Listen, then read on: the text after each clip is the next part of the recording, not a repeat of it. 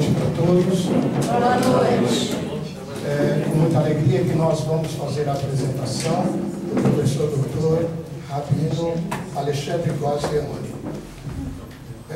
O professor Alexandre Góes Leone é doutor em língua hebraica, literatura e cultura judaica pela Faculdade de Filosofia da USP, da Universidade de São Paulo. Ele é mestre e ordenado rabino em 2004. Ele é mestre também em língua hebraica, literatura e cultura judaica pela Faculdade de Filosofia da Universidade de São Paulo, isso em 2000. Ele é bacharel em Ciências Sociais pela Faculdade de Filosofia da Universidade de São Paulo, título obtido em 1991. No momento, o professor participa de um projeto de pós-doutorado iniciado em 2010 na Universidade de São Paulo. O currículo do professor mostra que ele tem experiência na área do pensamento e filosofia judaica medieval e moderna, principalmente nos seguintes temas: Talmud, Midrash, história do pensamento judaico e misticismo judaico. Então, hoje, o professor Dr. Rabino Alexandre Góes Leone terá 40 minutos para a apresentação do seu tema e depois nós abriremos, como fizemos na noite de ontem, para perguntas, comentários e questionamentos sobre a fala do professor. Boa noite, pessoal. Boa noite.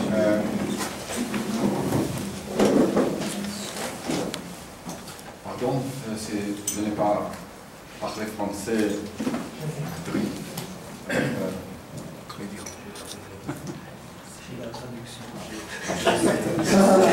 Vous savez, en italien, c'est dit traduttore e traditore. Il y en a 3 ici. Il y en a 3 traducteurs, chaque jour un fait la traduction. Donc 3 traductores. 3 traidores. Tá bom. Então, nós nos acostumamos, especialmente nesse instituto e nos marcos em que a gente transita, a falar, né, a ter como algo comum a ideia do diálogo judaico-cristão. Sempre vale a pena lembrar que a ideia do diálogo judaico-cristão enquanto algo institucional é, de algum modo, algo muito recente, né? São as pessoas que viveram nessas últimas gerações, nas últimas décadas, desde a metade do século XX, que talvez tenham se habituado, começaram a se habituar com essa perspectiva de diálogo entre as nossas comunidades religiosas. Vale a pena lembrar que no passado, talvez individualmente, sempre houveram diálogos, né? Um exemplo é o autor que eu agora estudo no pós-doutorado, Hasdai Crescas, um filósofo judeu catalão, que durante a sua vida na corte, em Saragoça, tornou-se amigo de um humanista cristão chamado Bernard Medici, né? E aparentemente essa vivência fez com que vários temas da filosofia cristã pós-1287 chegassem também a serem recebidos por ele. Então, aqui e ali podemos ver esse tipo de situação. Um outro exemplo, talvez, bastante interessante, é o seguinte: a primeira universidade, lembrando que as universidades do passado, as medievais, elas são atreladas ao mundo eclesiástico, né? Então, a primeira universidade que aceitou os judeus em algum dos seus cursos foi a Universidade de Pádua, né? E aceitou os judeus no curso de medicina. E se conta que durante os séculos desde o 15 até o 18, né, judeus da Europa inteira iam a Pádua para fazer o curso de medicina, porque isso significaria uma boa vida depois, né? Eles voltavam aos seus países com esse título, né? Mas eu imagino que o fato de estarem numa universidade e de estarem convivendo no mundo intelectual com seus colegas cristãos, certamente gerava aí também algum tipo de diálogo. A gente sabe que ainda no século XV, o primeiro judeu a ensinar na universidade de Pádua é Eliade Megillah, que, segundo consta, foi um dos professores, e possivelmente quem ensinou hebraico, a Pico della Mirandola. O primeiro filósofo nessa transição entre a Renascença, entre a Idade Média e a Renascença, que em um dos seus livros escreve falando de fontes talmúdicas e de fontes cabalísticas, ou seja, alguém que não apenas trava esse diálogo, mas o recebe até, vamos dizer assim, o anuncia de alguma forma. Pouco antes disso, de alguma forma, a gente pode pensar num diálogo acontecendo dentro mesmo da obra de Tomás de Aquino, que em algumas vezes se refere a Rabi Moshe, a Maimônides, né? Que tinha posições dentro do aristotelismo próximas, né? Então... Alô? Agora até já se assusta, né? Mas agora parece a voz divina. Vamos ver se está certo. Moshe. Moisés. Bom, voltando aqui. Então a gente vê aqui e ali, no mundo medieval, ou talvez no final da antiguidade, algum diálogo acontecendo. Mas em geral, em vez do diálogo, o clima dessa troca acontecia mais dentro da situação da disputa, né? A disputatio. Por exemplo, em Paris, ainda na primeira metade do século XIII, ou em Barcelona, em 1263, ou depois, ainda no início do século XV, em Tortosa. Ali, apesar de se falar em trocas, é difícil dizer que houvesse de fato acontecendo um diálogo, né? Me lembro também de um livro muito interessante, mas ali não se trata exatamente do diálogo entre judeus e cristãos, mas talvez uma utopia. O livro O Gentio e os Três Sábios, do Raimundo Lúlio, em que o gentio, no caso um pagão, se encontra com três sábios, um cristão, um judeu e um muçulmano, e com eles trava um debate. Eu digo utópico porque Lúlio, que advogava contra as conversões forçadas, ele achava que devia ser por força do convencimento, né, e não da força, ele deixa um final interessante. No final, aquele gentio, ele se despede dos três sábios sem dizer qual a religião que ele tinha adotado, qual deles tinha convencido. Para quê? Para que cada um ficasse imaginando que ele tinha escolhido a dele. Ou seja, ele tem um final aqui bastante cortês com as outras duas religiões monoteístas. Agora, fazendo um salto de séculos, chegamos ao século XX. E eu queria fazer agora referência a um texto muito interessante, um texto que foi publicado em francês e até hoje não tem uma tradução em português,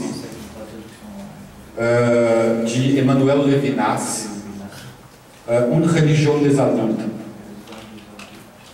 E esse livro, aliás, esse texto que aparece dentro de Difficile Liberté, né? Texto seminal, importantíssimo, né?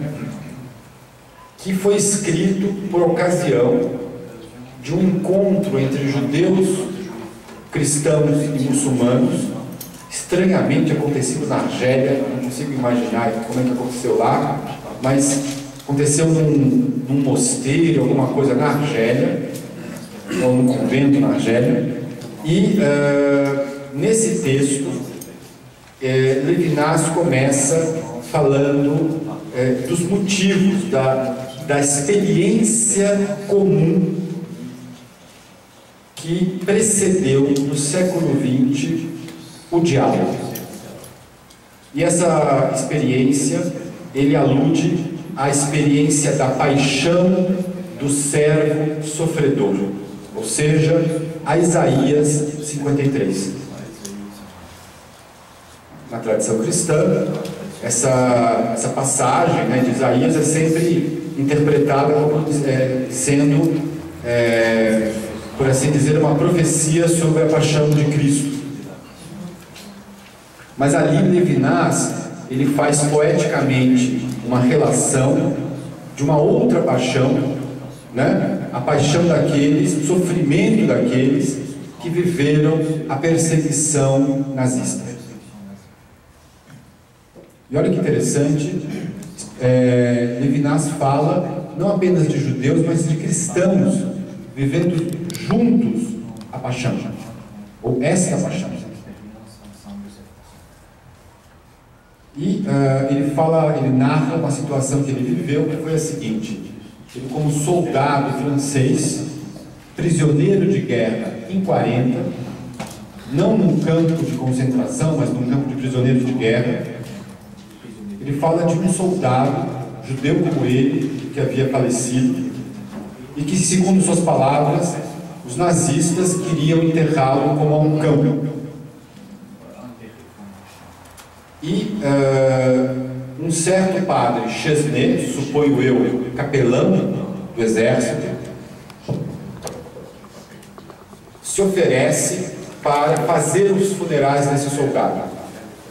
Segundo as palavras de Levinas, proferiu naquela ocasião orações que eram, no sentido mais profundo, orações semitas.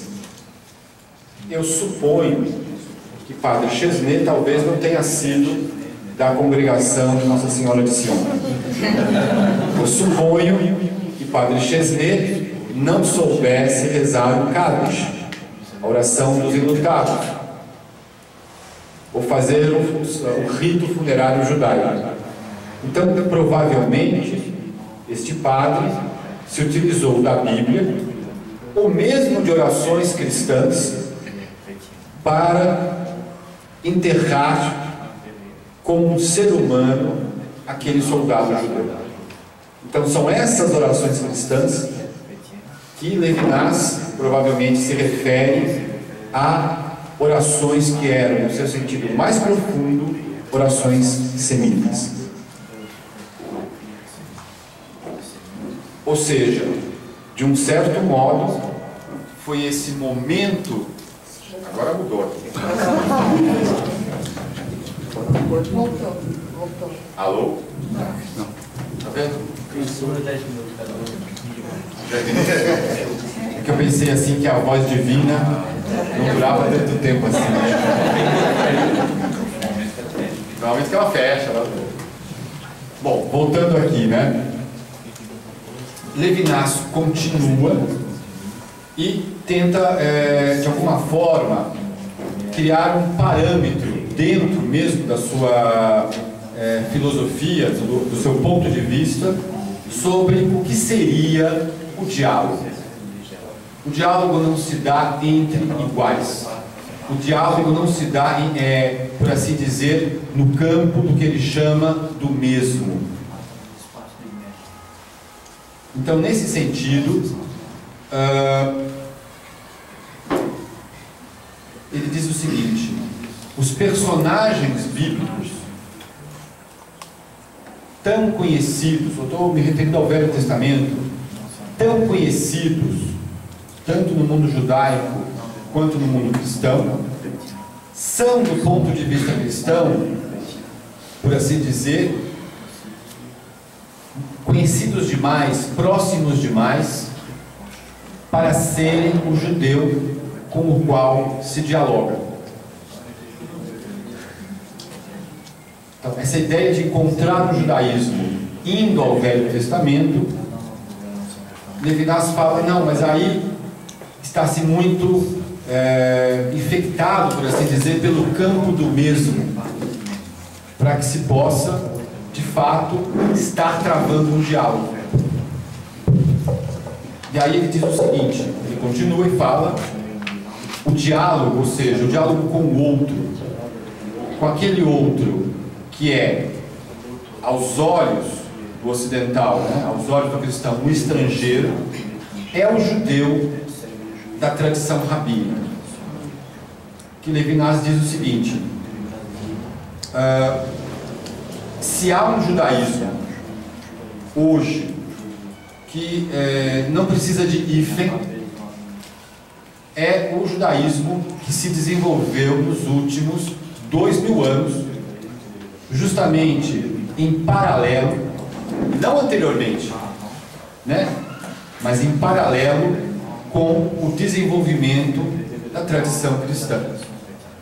Lembrando que o Talmud, o período talmúdico no judaísmo rabínico,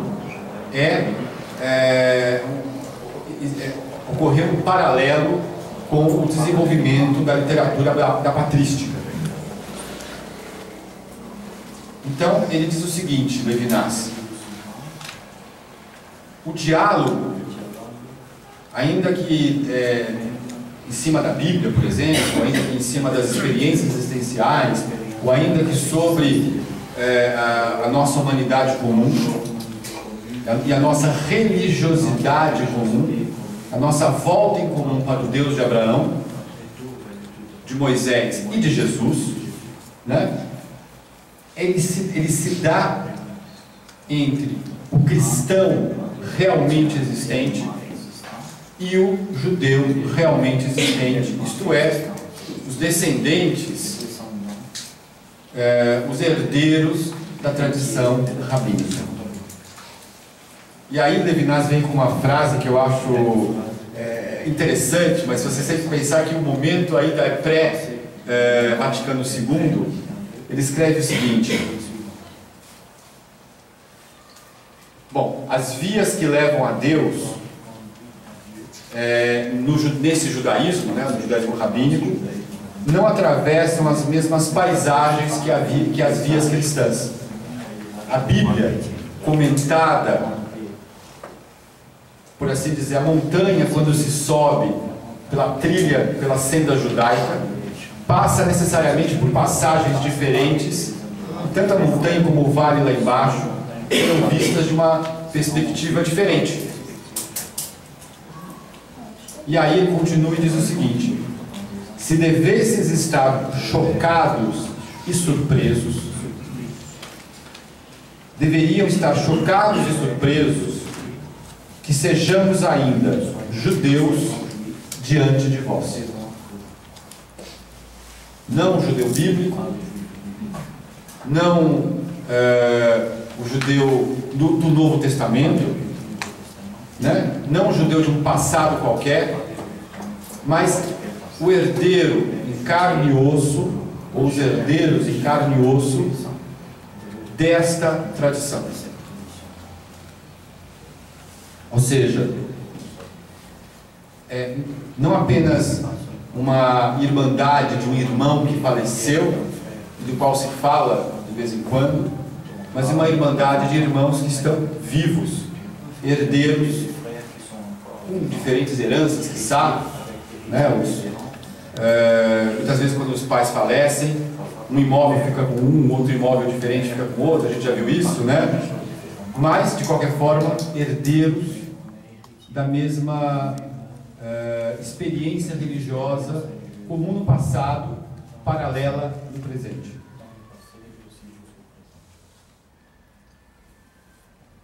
É interessante, né? Isso parece quase que como um momento avant la lettre ao que aconteceria alguns anos depois, isso é de 57, alguns anos depois, entre o mundo judaico e o mundo cristão, né? Os anos 60, o Vaticano II, Nostra Aetate, né? E não apenas esses momentos, digamos assim, mais, como é que eu diria, intelectuais ou mais formais, né? Mas eu queria aludir a uma outra situação de diálogo interessante, que é o que acontece nos anos 60, entre vários teólogos, pensadores, homens religiosos, cristãos e judeus, mas em especial com destaque para dois: o pastor batista Martin Luther King e o rabino Abraham Joshua Heschel. No caso dos dois, o diálogo não era apenas sentar e tomar chá, suponho que fizeram isso também. Suponho também. Aliás, há várias piadinhas do rabino, do padre sentando jogando xadrez. Uma hora ou outra podemos contar, né? Mas assim, esse diálogo se deu dentro de tarefas comuns.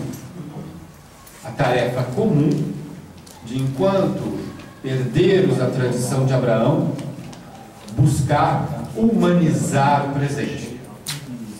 Aqui, no caso, se tratava do chamado movimento dos Civil Rights. Movimento que começa no sul dos Estados Unidos, quando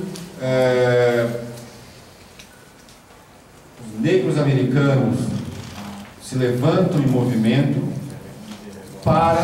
pelo direito à igualdade, pelo fim da separação nas escolas, pelo fim da separação nos ônibus, né? E pela possibilidade de votar. Naquela ocasião, foi quando Martin Luther King profere um discurso que ele começa dizendo assim: I have a dream. Né? Eu tenho um sonho. Eu suponho que ele, que teve a vida retirada muito cedo, talvez não tenha sequer sonhado com a reeleição do primeiro negro americano que se tornou presidente daquela república. É interessante que ali também perpassou por ali uma mobilização religiosa, uma mobilização de judeus e cristãos, não todos os judeus, não todos os cristãos, né? Mas de judeus e cristãos que se mobilizaram enquanto judeus e enquanto cristãos em diálogo em prol do motivo pelo qual somos religiosos: servir a Deus amando os seres humanos.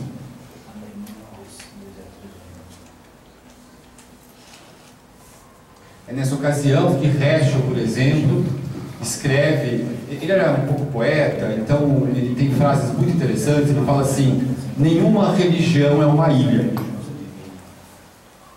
né? As religiões não estão no estado insular. De alguma forma, as fronteiras têm que ser fronteiras onde se passa de um lado para o outro, né? Onde se avista o outro lado, onde a comunicação pode e deve se dar. E Heschel é muito claro quando se refere ao diálogo judaico-cristão, ele diz o seguinte: não dialogamos apenas para ficar em questões meramente intelectuais, meramente teológicas. Talvez, quiçá, em parte a teologia nos separe. O diálogo começa com a nossa... A base mesma do diálogo é que somos pessoas de diferentes compromissos religiosos, mas que nos encontramos como seres humanos que têm muito em comum.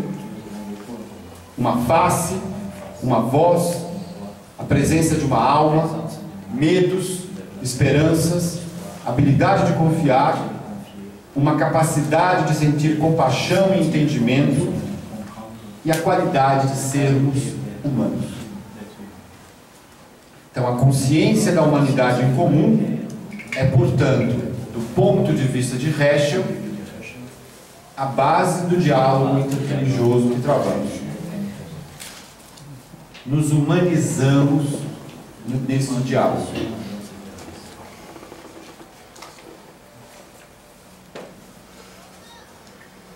Ele continua num outro momento e diz assim: o propósito da comunicação religiosa entre seres humanos de diferentes compromissos é o enriquecimento mútuo e o aumento do respeito e apreciação, ao invés da desqualificação do outro no que diz respeito às suas convicções em relação ao sagrado. Nesse exato sentido é que superamos o período da disputatio, né? E entramos talvez no período da contemplatio, né? De contemplar a beleza da religião um do outro.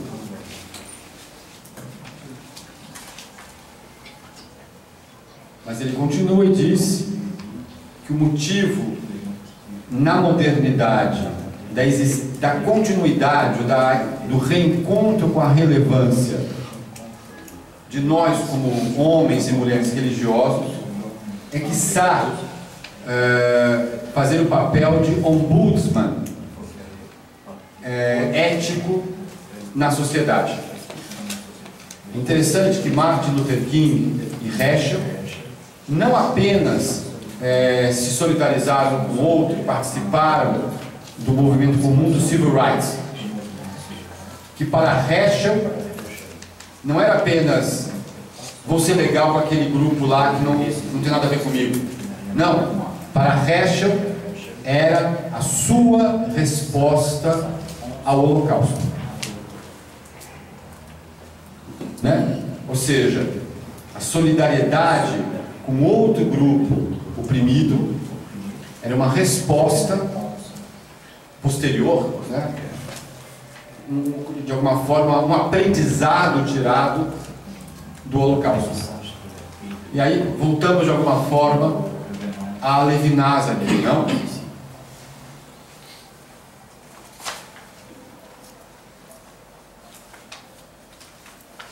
Em 1965, fruto de toda essa acumulação, a Igreja Católica publica um dos documentos centrais do Vaticano II, Nostra Aetate, né? Não preciso falar muito, todo mundo conhece, né? O que é interessante é que este primeiro passo, né, essa primeira atitude de dar a mão, né, aparentemente não havia encontrado no mundo judaico uma contrapartida clara. O rabinato francês ensaiou em 68 um documento que de alguma forma respondia à Nostra Aetate, mas não sei por que razão engavetaram e isso ficou por décadas e décadas desconhecido. Foi preciso que se passassem quase 40 anos quando foi finalmente, no ano 2000, publicado numa série de jornais no mundo, um documento assinado na ocasião por 170 rabinos. Um documento chamado Dabru Emet. Dabru Emet, em hebraico, significa falai a verdade. Antes de ler aqui as teses que o documento apresenta, vale a pena entender o seguinte: o judaísmo não se organiza como igreja. Não há de fato alguma hierarquia que pudesse facilitar a publicação de um documento.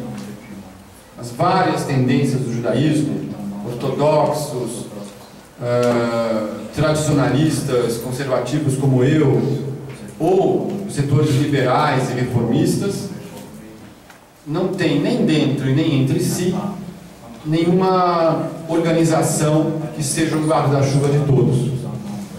Então, para fazer com que um documento desses pudesse ter força, era necessário que várias pessoas importantes, mundo afora, pudessem assinar. Talvez essa seja a forma judaica de criar um documento com um peso coletivo. Justamente também por isso, o documento é muito sintético. Não sei se vocês sabem, se você tem 2 judeus, você vai ter 3 opiniões. Né? E para fazer com que pessoas de diferentes correntes pudessem comungar nas mesmas teses, com as mesmas palavras, foi necessário que o documento fosse feito de uma forma bastante concisa, eu diria. Se você compara com a nossa Etat, ela é muito concisa. Eu acho que esse documento, de alguma forma, também é conhecido de vocês, porque ele foi traduzido ao português, e traduzido e comentado por uma pessoa bastante querida minha, apesar de que não vejo há muito tempo, o Padre Vitório. Né? Padre Vitório não só traduziu, como comenta em português o documento. Bom, vamos lá às teses que ele apresenta. A primeira tese é a seguinte: judeus e cristãos adoram o mesmo Deus. E ele continua explicando, dizendo que o Deus de Abraão, de Isaac e de Jacó, ou seja, o documento usa uma terminologia judaica, tá bom? Para, em cima dessa terminologia, legitimar a relação, legitimar o cristianismo. Continua dizendo o seguinte: judeus e cristãos buscam a autoridade do mesmo livro, a Bíblia, que os judeus chamam o Tanakh, e mais especificamente os cristãos chamam de o Velho Testamento. Somos 2 tradições que têm em comum o mesmo texto sagrado. Isto só já é, como é que eu vou dizer, um milagre, né? Se você for pensar, o único caso de uma tradição, de 2 tradições que tem tanto em comum como nós, tudo bem, o Islã também, mas entre judeus e muçulmanos, cristãos e muçulmanos, há mais uma tradição oral comum do que exatamente uma tradição escrita comum. Entre hindus e budistas, né, o hinduísmo, de alguma forma, e o budismo tem uma origem comum, mas também não tem um texto comum. As escrituras budistas e as escrituras hinduístas não são as mesmas. Então, somente neste mundo, cristãos e judeus compartilham um livro sagrado, ou uma parte, pelo menos, no caso do cristianismo, um livro sagrado comum.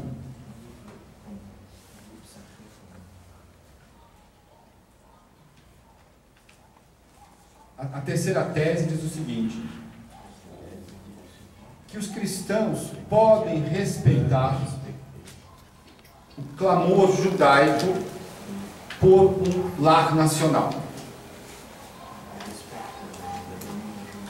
Aqui eu quero fazer uma pausa, colocar a minha posição, que talvez não seja minoritária na comunidade judaica em São Paulo, não sei. Quando eu digo respeitar a ideia de um lar nacional judaico, eu tenho que dizer claramente: sou a favor de um Estado palestino ou de um Estado binacional que seja, mas de alguma solução para o conflito que seja respeitadora dos direitos humanos e da democracia. Portanto, posições que talvez muitos na comunidade judaica possam ter, para mim, ou são pouco, ou são algo com o qual eu não comungo.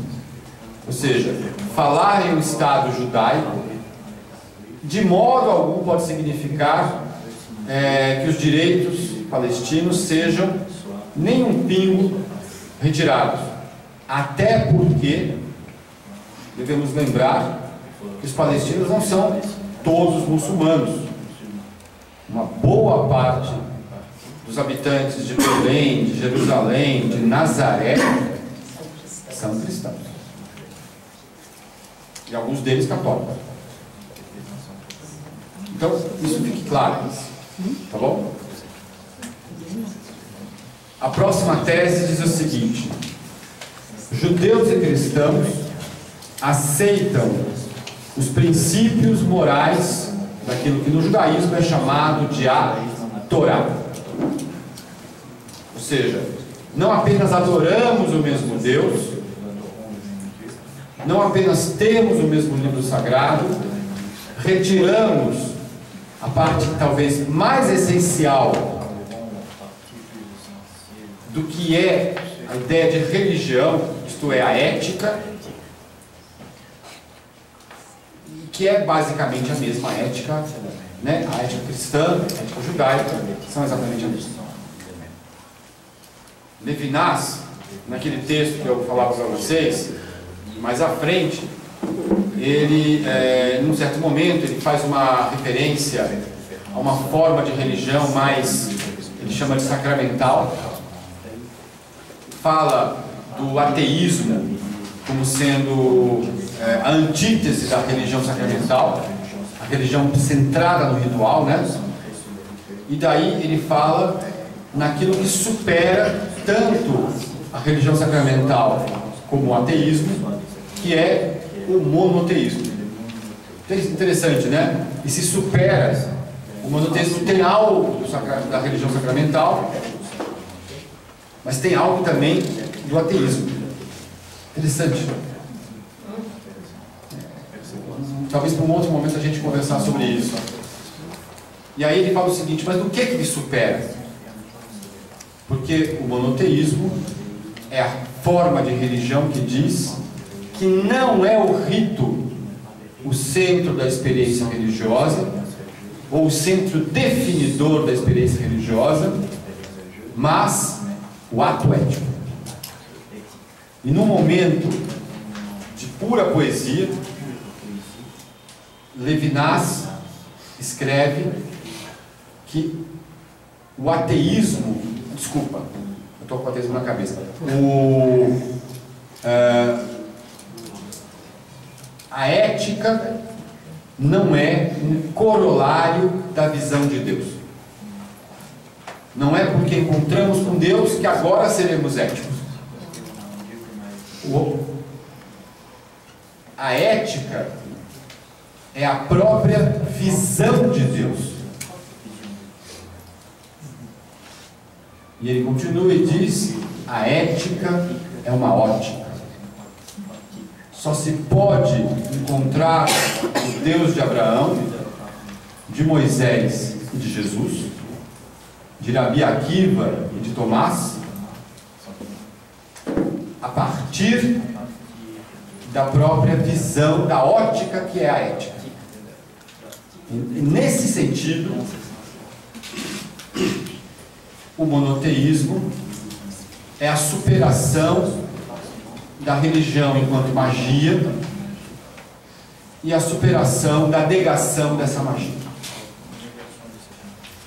A próxima tese diz assim, essa é muito importante porque vem de uma boca judaica: o nazismo não foi um fenômeno cristão. Aliás, os nazistas perseguiram cristãos. Aliás, o nazismo, talvez, eu estava vendo um documentário recentemente, pretendia até mesmo, num certo momento, abolir o cristianismo para uma outra forma de religiosidade criada lá por eles.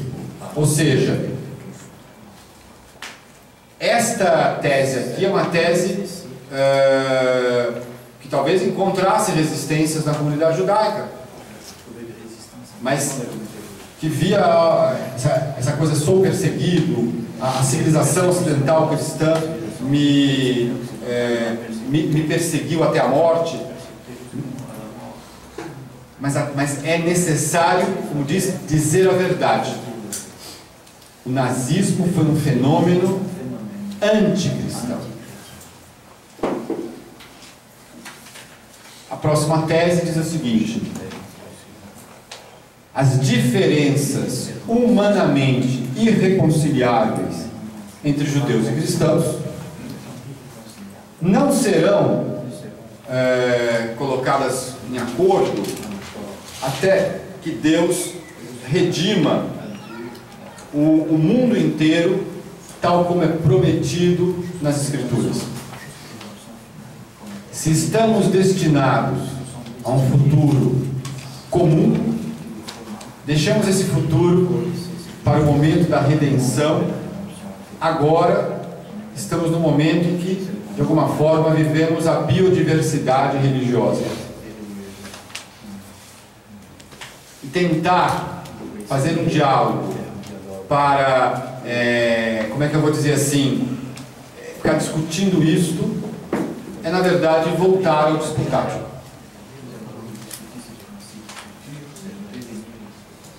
A penúltima tese diz: uma nova relação entre judeus e cristãos não vai enfraquecer a prática judaica. Isso também fala a setores judaicos, muito preocupados em, se eu dialogo, então eu vou me assimilar, eu vou perder a minha identidade, né? E a tese diz: não, o diálogo em nada enfraquece a prática judaica. A renova, mas não enfraquece. E por último, quase que uma tese hegeliana, diz assim: judeus e cristãos devem trabalhar juntos pela justiça e pela paz. Ou seja, chegamos ao motivo desse diálogo. Não é como um turista que vai a um país exótico e quer saber por que aqueles nativos fazem desse ou daquele jeito. Que interessante, né? Mas dialogamos para trabalhar em prol da humanidade e em prol da sobrevivência da humanidade e da biosfera nesse planeta. Acho que era isso.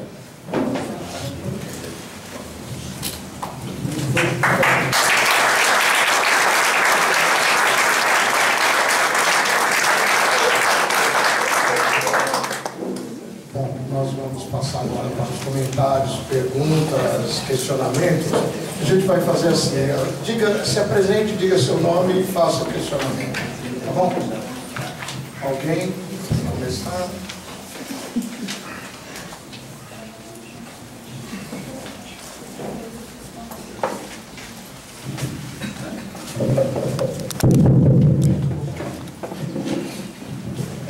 Meu nome é Donizete, eu estudo aqui. Donizete? Mas esse nome é muito... São 3 já. Como em Ezequiel. Kadosh. Donizete.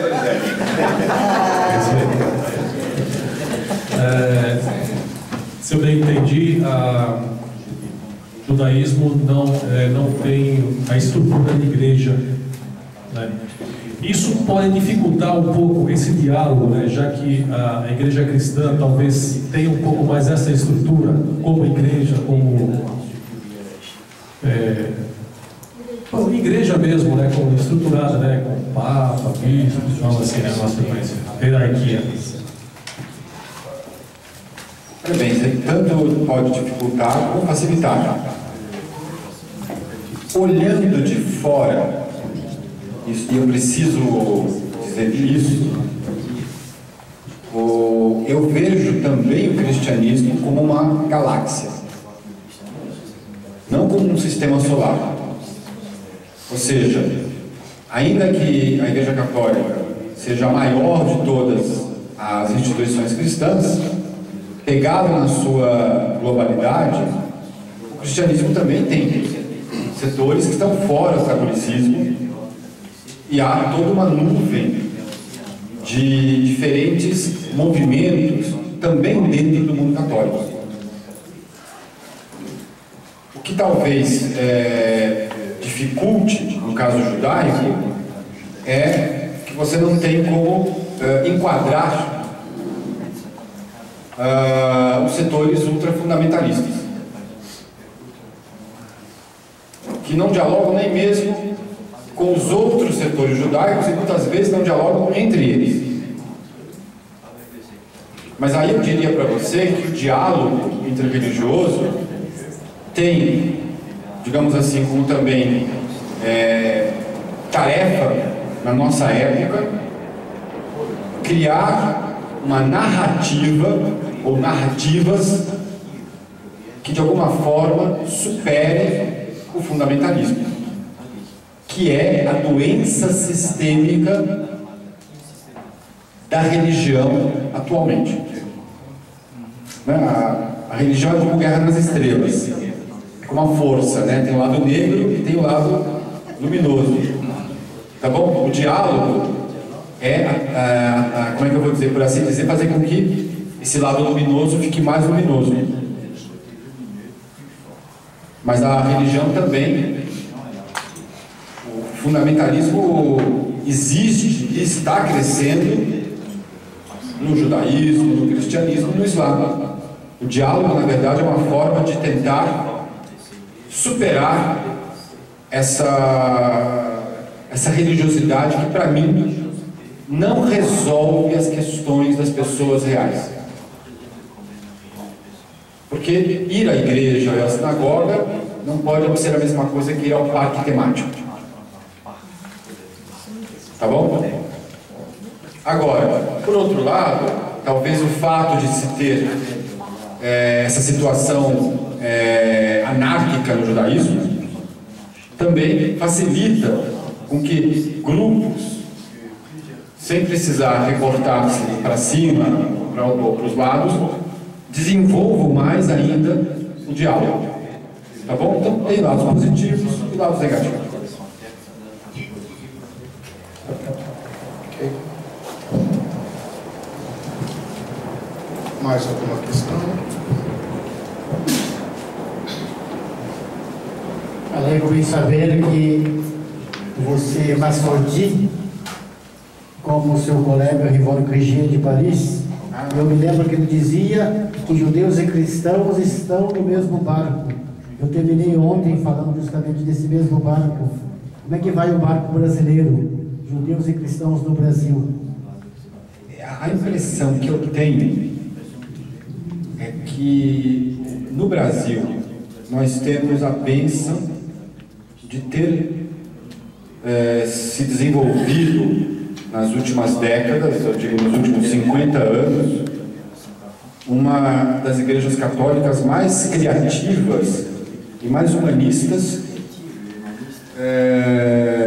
no mundo, que se preocupou muito com o diálogo.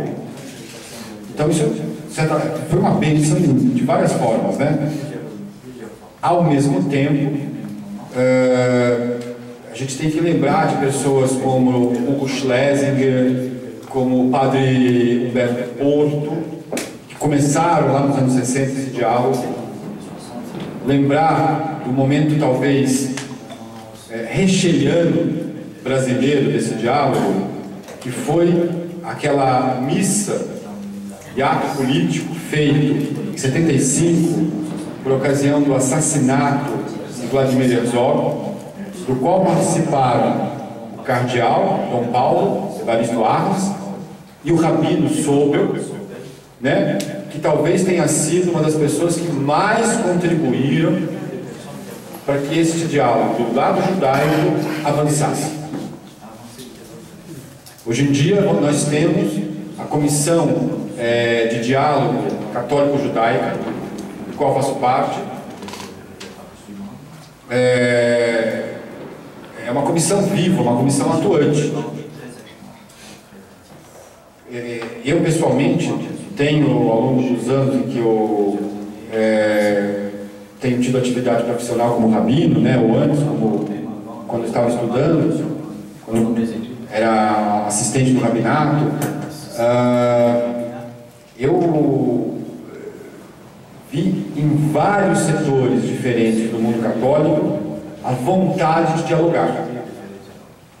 Há setores que às vezes não dialogam entre si. Eu vou dar um exemplo para vocês. Eu já dei aula no Instituto de São Paulo, que é, vamos dizer, a igreja, digamos assim, um baluarte da igreja progressista, tá bom? Ou então na EDT, né, lugares onde impera essa coisa assim. Mas eu dei aula também num instituto num seminário chamado Maria Mater Ecclesiae. São os legionários do Evangelho? Não, legionários de Cristo. Pois bem, um dia, conversando com o padre, o diretor, o padre Miguel, na época, eu lá no escritório dele, ele falou assim: olha, se você vê algum padre usando um anel de madeira, típico dos Teologia da Libertação, olha, esse pessoal não é bom não. Quem sou eu para ficar, né? Fiquei me contrapondo a ele, entendendo? Ou seja, eu percebi uma coisa engraçada. Eu dialogava com aquele pessoal que usava anel de madeira, como dialogava com aquele pessoal que recusava o anel de madeira. Tá bom? Ou seja, e podia perceber nesses diferentes setores da igreja a vontade de dialogar. Até setores mais à direita ainda, ou setores mais progressistas ainda. Então o que eu posso dizer? Se tornou um ethos da Igreja Católica Brasileira, tá bom? E também se tornou um ethos dos setores tradicionalistas, moderados ou liberais do mundo judaico, querer e travar esse diálogo. Bom, voltando ao que você perguntou, um dos problemas do judaísmo é esse. Montes de pessoas fazem montes de coisas e um não sabe o que o outro está fazendo. Então, por exemplo, hoje em dia, a Federação Israelita do Estado de São Paulo, por exemplo, criou, faz alguns anos, um setor de diálogo interreligioso. Para quê? Para poder coordenar e que as pessoas saibam um que o outro faz. Então, isso é interessante também, né? Não sei se eu respondi a sua pergunta.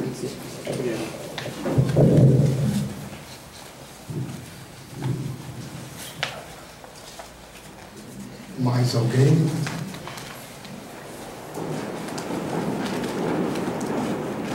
Alguma observação aí?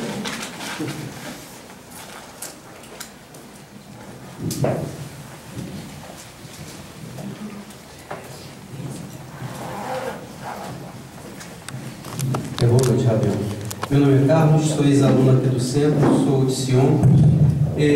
Nós vimos que ao longo da história, tanto pelo lado judeu quanto pelo lado cristão, sobretudo, desjudaizou-se Jesus.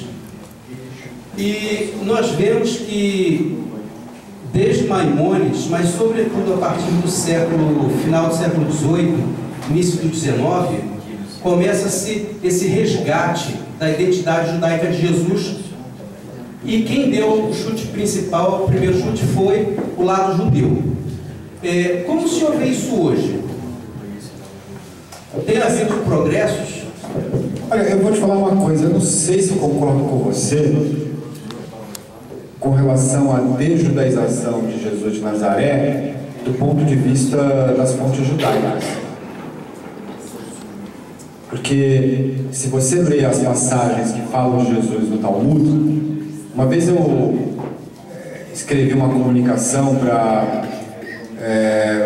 um congresso sobre a Bíblia, cujo tema era Jesus. E eu queria me inscrever no congresso e falei, poxa, mas o que eu vou falar, né? A parte da minha pesquisa. E aí eu fui às passagens rabínicas como é que eu vou dizer? Na minha comunicação eu falei sobre essas passagens. Em nenhuma delas, de fato, há a ideia de que Jesus não fosse judeu ou de que Jesus fosse, de alguma forma, um não-judeu, tá entendendo? Então, isso talvez seja colocado sobre esse, com esta enunciado, talvez um pouco equivocado. O que eu diria é que, fruto do diálogo, deixou, ou pelo menos apareceu, uma vontade de conhecer um pouco melhor a obra desse grande personagem. Eu vou dar um exemplo para você. No final dos anos 60, começo dos anos 70, foi publicado em São Paulo, pela editora Perspectiva, uma série de livros chamado Coleção Judaica.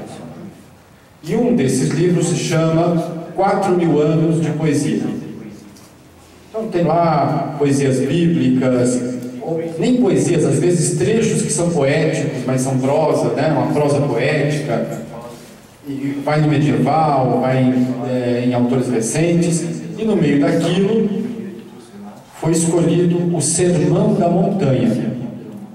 Olha que interessante, o Sermão da Montanha, colocado por uma editora judaica de São Paulo, algo atribuído diretamente a Jesus, como sendo uma passagem da poesia milenar, da sabedoria poética milenar judaica. Não sei se isso diz muito, não? Sim, acredito que eu não tenha esclarecido o que eu quis dizer. Em momento algum, nem um lado nem outro, disse que ele não era judeu. Simplesmente passou-se a ignorar, e eu falo isso não só com base no que eu percebo, falo isso com base em pesquisas. A Paulus lançou agora há pouco tempo um livro organizado por uma judia americana, em que ela organiza textos de vários judeus falando a respeito dessa experiência de conhecer ou não quem é Jesus. E por parte de nós cristãos,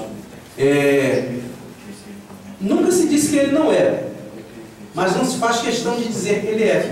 falam dessa questão. Bom, do ponto de vista cristão, eu acho que talvez outra pessoa poderia responder isso, mas eu vou também falar de 2 outros livros que são bem interessantes, que são também um diálogo um pouco. Tem um autor, um rabino chamado Jacob Neusman, que se tornou, inclusive por conta deste livro que ele escreveu, amigo intelectual do Papa Bento XVI, desde o momento que eles ele era cardeal e tudo mais. Parece que quando o Bento XVI, já como Papa, foi aos Estados Unidos, eles tiveram pela primeira vez a oportunidade de se encontrar ao vivo. Né? E o livro, pode parecer estranho o tema, mas um rabino dialoga com Jesus. Na verdade, no diálogo que ele faz, ele, ao mesmo tempo que dialoga, ele diz, olha, por que se eu tivesse lá no dia, no Sermão da Montanha, talvez eu não me tornasse cristão? É interessante isso. Mas não de um ponto de vista de rejeição, está entendendo? Mas de um ponto de vista de dizer, olha, eu teria escolhido outro caminho. E é interessante porque o Bento XVI lê isso e dizem que isto lhe inspirou depois a escrever o seu Jesus. Recentemente, uma amiga minha, que também é de origem italiana como eu, a Ana Rosa Campagnano, ela mudou-se do apartamento que ela morava para um lugar menor e resolveu se desfazer de muitos livros. E ela ligou, isso é o lado bom de ser rabino, né? Várias pessoas fazem isso, liga para mim e fala assim, rabino, eu tenho um monte de livro aqui, você quer ver se você quer alguma coisa? Eu falei, para já, né? E na verdade ela fez uma escolha, várias sacolas assim, deixou e me deu, né? Tinha preciosidades, por exemplo, como o hebraísmo do Hans King, em italiano, e um livro que eu achei muito interessante, eu não explorei ainda, que é um escrito, uma pesquisa feita pelo rabino-chefe de Roma, atual, o Riccardo de Seni, sobre Jesus nas fontes judaicas medievais. Eu não li ainda, tá bom? Mas é interessante, não? É muito interessante. É lógico que talvez nós não vamos ler isso tal como o medieval ou como o talmudista lia. Estamos num outro momento, então a leitura talvez seja diferente. Agora eu termino a tua resposta dizendo uma piada para você, que eu já falei em alguns momentos aqui. Um judeu conversando com um católico fala assim, o que é mais do que um diácono? Mais do que um diácono, o que é? É um padre. O que é mais que um padre? Mais que um padre é um monsenhor. Aí mais do que um monsenhor, mas que monsenhor é um bispo. E mais do que um bispo? Um arcebispo. Mais do que um arcebispo. Um cardeal. Mais do que um cardeal. O Papa. Né? O Papa. Aí ele vira e fala assim, mas e mais que o Papa? Aí o católico fala assim, mas o Papa é só Deus. Aí o judeu fala, um dos nossos chegou aí. Um dos nossos chegou lá.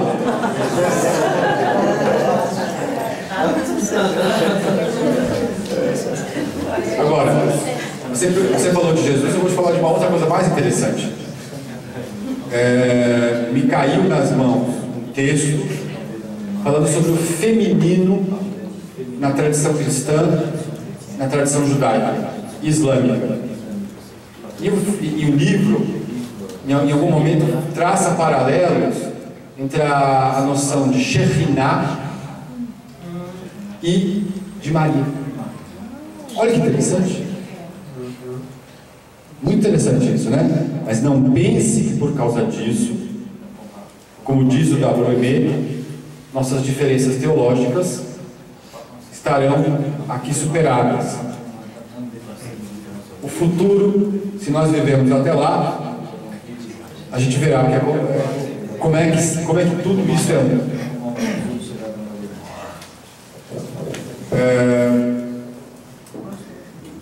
existe uma pessoa muito interessante, o nome dele é Dom Bernardo, acho que é Berkowitz, alguma coisa assim, o superior, não sei se ele é o abade, talvez seja Dom Abade já, do Mosteiro Trapista de Campo do Tenente, do Paraná. E Dom Bernardo nasceu judeu, né? O judaico, ele é judeu, né? E uma vez eu fui a Campo do Tenente, fiquei uns dias lá, e teve um momento que eu e ele saímos, né? E a gente foi fazer uma coisa que ele gosta muito de fazer, que é conversar dando volta no lago. Naquele momento ali, éramos dois judeus falando no Yossaler, e a questão dele era como é que eu via o fato dele ter se convertido. E eu respondi para ele assim: você é tão filho de Abraão que você fez a mesma coisa que Abraão. Saia da tua casa, da tua parentela e vá para a terra que eu lhe mostrarei. Ou seja, este foi o teu modo de viver o teu judaísmo, ainda que católico. Não sei se podia estar lá peota, tzitzita, essas coisas, mas não estava. Ok. Mais alguma questão? Alguém mais? Bom, antes de encerrarmos, nós queríamos agradecer ao professor pela palestra, pela aula e pela contribuição e pelas reflexões que foram propostas aqui. E eu passo então agora a palavra para o Manuel para os encerramentos. Boa noite. Eu gostaria só de situar um pouco aqueles que vieram ontem, né, que este simpósio é em comemoração ao centenário de Sion, dos religiosos de Sion, aqui no Brasil. Nós teremos até sexta-feira este simpósio. O Rabino já é da casa, né? Ele, quando está no livrinho, é verdade, no livrinho do Centro de Estudo. E quando nós fundamos o Centro de Estudo, ele deu aula, né? E de vez em quando ele vem à casa para fazer essas palestras que são muito primorosas para nós.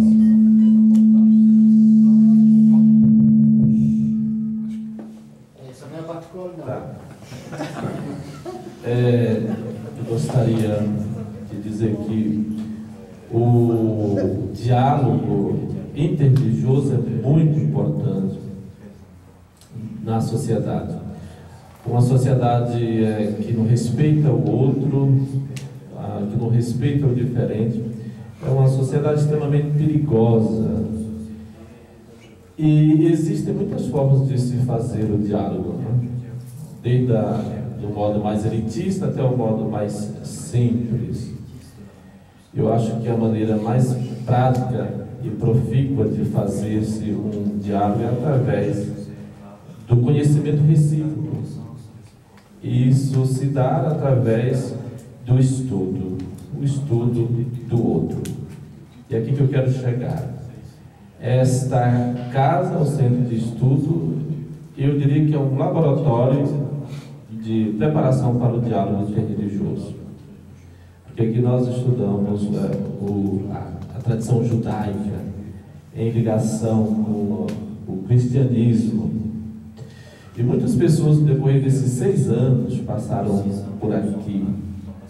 Pessoas que vieram com preconceito, pessoas que nem sequer tinham contato com o Primeiro Testamento, e que depois mudaram a sua visão das Escrituras e também a sua visão do judaísmo.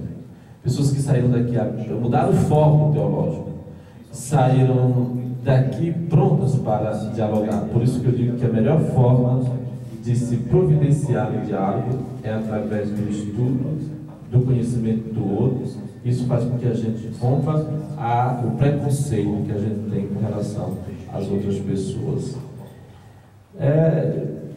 Queria só agradecer o Rabino por mais essa presença no nosso meio. Nós continuamos com o nosso centro. Eu aproveito para fazer propaganda. As inscrições estão abertas para o curso. O nosso material está pronto. A gente pode entregar na saída aqueles que não conhecem também. Curso de Cultura Judaica Cristã, História e Teologia, aqui realizado aqui nesse centro de estudo. E muito obrigado pela presença de vocês. Nós nos sentimos muito honrados, porque vocês vêm prestigiar aquilo que nós celebramos, o centenário de Sion no Brasil. Para nós é muito importante.